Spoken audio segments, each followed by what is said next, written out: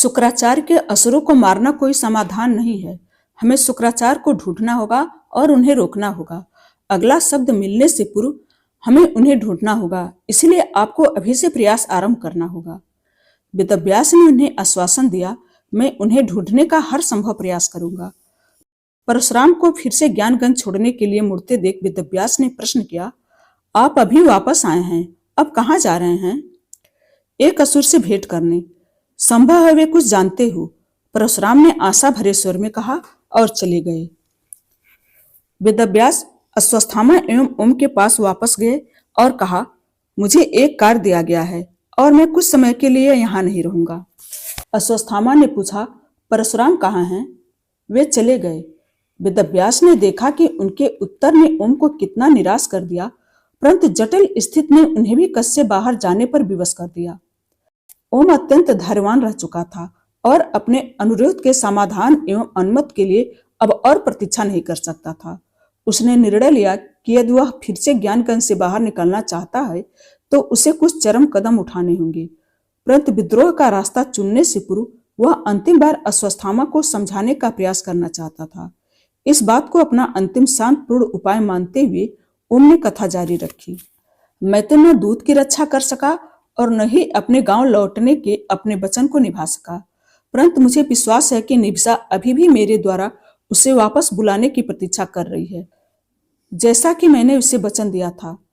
अश्वत्थामा, अब तुम जानते हो कि मुझे क्यों जाना है, मैं यह जोखिम क्यों उठाना चाहता हूँ और मुझे क्यों लगता है कि यह मेरे जाने का उचित समय है, अन्यथा अत्यंत विलंब हो जाएगा। कृपया कृपया मुझे जाने दो। मुझे निभिसा को मुक्त कराना है। उसे मेरे प्रति अपनी निष्ठा का दंड मिला है। अब जब मुझे अपना वचन स्मरण आ गया है तो मैं उससे अब और प्रतीक्षा नहीं करवा सकता। ओम की भावनात्मक उथल पुथल को जानने समझने और इस तथ्य से सहमत होने के उपरांत कि निभिसा मुक्त होने की हकदार थी, अश्वत्थामा लड़खड़ा नहीं सकता था, क्योंकि वह एक दायित्व से बंधा हुआ था। मुझे आदेश है कि तुम्हें रोका जाए और तुम्हें ज्ञानगंज से बाहर न जाने दिया जाए। तुम्हें परशुराम की अगली आज्ञा तक यहीं रहना होगा। मैं किसी के आदेश का उल्लंघन नहीं करना चाहता अश्वत्थामा। मैंने तुम्हें रूपकुंड पहुंचने की शीघ्रता समझाने में बहुत समय व्यतीत कर दिया है। मैं अब और धैर्य नहीं रख सकता। ओम ने कहा, तुमने अपने अतीत में कृपाचार्य की अवज्ञा की और शिशु का जन्म हुआ, अश्वत्थामा ने तर्क दिया, और इससे पूर्व कि ओम विरोध कर पाता, अश्वत्थामा ने उस पर अपने तर्कों की बौछार कर दी। मिलारेपा की मृत्यु हो गई, वृषभ के तो प्राण ही निकल गए। एक शिशु के जन्म के कारण विश्व विनाश के इतने निकट आ गया। ओम मौन खड़ा था, परंतु अश्वत्थामा की ओर देखता रहा, जबकि अश्वत्थामा बोलता रहा। ऐसा लग रहा था कि वह क्रोधित था। तुमने एक बार ज्ञानगंज छोड़ दिया था, परंतु मेरी दृष्टि में तुम पुनः ऐसा नहीं करोगे। मुझे क्या उचित या क्या अनुचित लगता है इसका कोई महत्व नहीं। मैं तुम्हें बाहर नहीं जाने दे सकता। अश्वत्थामा की आवाज धीमी और भारी हो गई। गहरी सांस लेते हुए निराश ओम ने कहा, जिस प्रकार सफेद रंग के भी कई रंग होते हैं, उसी प्रकार अनुचित और उचित के भी कई रंग होते हैं। यद्यपि हम में से कोई भी अनुचित नहीं है। दुर्भाग्यवश इस समय तुम्हारा अधिकार और मेरा अधिकार एक दूसरे के विपरीत खड़े हैं। मैं वही करूंगा जो मेरी दृष्टि में उचित है और तुम वही करो जो तुम्हारी दृष्टि में उचित है। मैं जा रहा हूं। और ओम कुटिया से बाहर जाने लगा। अश्वत्थामा ने चेतावनी दी, मुझे तुम पर अपने आदेश थोपने के लिए विवश मत करो ओम, क्योंकि तब मुझे तुम्हें इस प्रकार से अपमानित करना होगा जो न केवल तुम्हें शारीरिक रूप से हानि पहुंचाएगा, अपितु हमारे सम्मानजनक संबंध पर भी कुछ दाग लग जाएंगे। मैं भी तुमसे यही अनुरोध करता हूँ अश्वत्थामा, मुझे विवश मत करो। मैं नई मित्रता को सुरक्षित रखने हेतु पुराने संबंध को नष्ट नहीं कर सकता। कृपया मुझे रोकने का प्रयास न करो। ओम ने उत्तर दिया और बाहर चला गया। अश्वत्थामा ने उसका पीछा करते हुए अपने अंतिम चेतावनी दी, ओम, इससे पूर्व कि मेरे पास कोई विकल्प न रहे, वहीं रुक जाओ। ओम ने ध्यान नहीं दिया और आगे बढ़ता रहा, जिससे अश्वत्थामा क्रोधित हो गया। वह ओम के पीछे दौड़ा और उस पर वार कर दिया। दोनों के बीच युद्ध छिड़ गया। उसका पहला आक्रमण हल्का था, क्योंकि उसका उद्देश्य केवल ओम को रोकना था, परंतु ओम ने उसके वार का करारा उत्तर दिया। इस प्रकार उसने हर बार लड़ाई की तीव्रता बढ़ा दी, क्योंकि ओम को कुछ भी रोक नहीं सकता था। अश्वत्थामा को ओम की वास्तविक शक्ति की झलक मिली, जिसे वह अपने नियत और कार्य के मिलन से प्राप्त कर रहा था। अश्वत्थामा ऐसा कौशल देखकर आश्चर्यचकित रह गया। उसने देखा कि ओम उसकी अगली चाल का अनुमान लगा सकता था और कुशलता से उन सभी को चकमा दे रहा था। वह ऐसे वार कर रहा था जिसे अश्वत्थामा ने अभी तक ओम को नहीं सिखाया था, परंतु वह उन सभी में पारंगत था। अश्वत्थामा ने कहा, जब से तुम्हें सब कुछ स्मरण आया है, तब से तुम पूर्ण रूप से परिवर्तित हो गए हो। ओम न केवल एक योद्धा के समान शक्तिशाली था, अपितु उसके पास अश्वत्थामा की बातों का चातुर्यपूर्ण उत्तर भी था। अश्वत्थामा, जब मैं बाहर जाने हेतु तुम्हारी अनुमति मांग रहा था, तो मैं केवल पद का सम्मान करने का प्रयास कर रहा था। यह तुम्हारे पद के प्रति सम्मान का प्रतीक मात्र था। उचित सदैव उचित होता है, और यदि तुम्हें विश्वास है कि तुम जो कर रहे हो वह उचित है, तो तुम्हें किसी की अनुमति मांगने की आवश्यकता नहीं है, क्योंकि मुझे तुम्हारी अनुमति मांगने की आवश्यकता नहीं है। अश्वत्थामा, मुझे आशा है कि तुम्हें आभास होगा कि मैंने अब तक केवल तुम्हारे वारों के विपरीत अपना रक्षण किया है। आशा है कि तुम रुकोगे और मुझे चुपचाप जाने दोगे। कृपया मुझ पर आक्रमण मत करो। मैं तुम्हें आघात नहीं पहुंचाना चाहता, क्योंकि मैं जानता हूं कि यद्यपि मैंने जो कहा उस पर तुम विश्वास रखते हो, परंतु मुझे रोकना तुम्हारा कर्तव्य है। ओम को आशा थी कि उसके शब्द अश्वत्थामा को शांत कर देंगे, परंतु उन्होंने इसके विपरीत कार्य किया और उसे अधिक क्रोधित कर दिया। ओम जानता था कि यदि वह जाना चाहता है तो अश्वत्थामा को रोकना ही एकमात्र विकल्प शेष था। इस बार ओम ने न केवल स्वयं की रक्षा की, अपितु पुनः वार भी किया। जैसे ही अश्वत्थामा ओम की ओर बढ़ा, उसके हाथ में तलवार उभर आई। ओम ने अपने नेत्र बंद कर लिए और अश्वत्थामा ने ओम के हाथ में तलवार प्रकट होते देखी। यह अश्वत्थामा के लिए आश्चर्यजनक था, क्योंकि उसने कभी ओम को तलवार का आवाहन करना नहीं सिखाया था, फिर भी वह ऐसा कर सकता था। तलवार ने ओम को नागेंद्र और उसके साथ हुए द्वंद्व में उसकी पराजय का स्मरण दिलाया। ओम क्रोधित हो गया और अश्वत्थामा ने भी तब तक अपनी तलवार पकड़ ली। तलवारबाजी आरंभ हो गई। दोनों योद्धाओं ने एक दूसरे पर इतने उग्र क्रोध से वार किया कि एक ही झटके में एक मानवीय देह आधा हो सकती थी।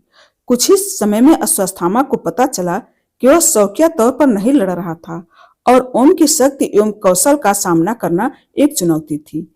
पासा पलट गया था। जो इस समय आक्रमण कर रहा था, वह अब रक्षण हेतु संघर्ष कर रहा था। ओम की तलवार लगातार अश्वत्थामा पर प्रहार कर रही थी, क्योंकि ओम की भुजाएं बिल्कुल परिश्रांत नहीं लग रही थी। प्रत्येक प्रहार ने न केवल अश्वत्थामा के अस्त्र पर अपितु उसके मस्तिष्क पर भी प्रभाव डाला, और वह तब तक जारी रहा जब तक कि उसकी तलवार और उसकी इच्छा शक्ति नष्ट नहीं हो गई। अश्वत्थामा जो हुआ उसे स्वीकार नहीं कर सका। बहुत हुआ उन्माद अश्वत्थामा। ओम दहाड़ा। अश्वत्थामा अपने घुटनों के बल बैठा था और सब कुछ समझने का प्रयास कर रहा था। वहीं रहो, मुझे ज्ञात है कि मैं क्या कर रहा हूं।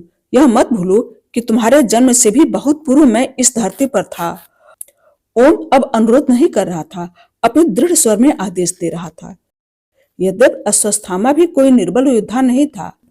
जैसे ही ओम उससे दूर चला गया, वह अपनी पूरी शक्ति लगाकर पुनः खड़ा हो गया। अश्वत्थामा ने अपने नेत्र बंद कर लिए और अब जब तलवार पर्याप्त नहीं थी तो धनुष व वाण का आवाहन किया। अश्वत्थामा को यह देख आश्चर्य हुआ कि ओम ने भी एक धनुष व वाण पकड़ रखा था। अश्वत्थामा ओम को छत पहुंचाए बिना केवल रोकना चाहता था। ओम की इच्छा भी अश्वत्थामा को छत पहुंचाए बिना वहां से जाने की थी। फिर भी उनके बीच बाणों का संघर्ष छिड़ गया। अश्वत्थामा के हर बाण की शक्ति और गति बढ़ती रही, परंतु ओम सरलता से उसका सामना करने में सक्षम था। जब सब कुछ व्यर्थ सिद्ध हुआ, तब अश्वत्थामा ने नागपाश का आवाहन किया। नागपाश अपने लक्ष्य को जीवित व विषैले सर्पों की कुंडली में बांध सकता था। रामायण में रावण के पुत्र इंद्रजीत ने राम और लक्ष्मण पर इसका प्रयोग किया था। जब ओम ने नागपाश के अपनी ओर आते देखा तो उसे रोकने हेतु उन्होंने कोई वार नहीं चलाया। अश्वत्थामा को विश्वास था कि इससे युद्ध समाप्त हो जाएगा और ओम को बंदी बना लिया जाएगा, परंतु यह देखकर उसे आश्चर्य हुआ कि ओम से केवल 1 इंच की दूरी पर नागपाश हवा में अदृश्य हो गया। अगले ही क्षण वह पुनः प्रकट हुआ और उसका सिर अब अश्वत्थामा की ओर था।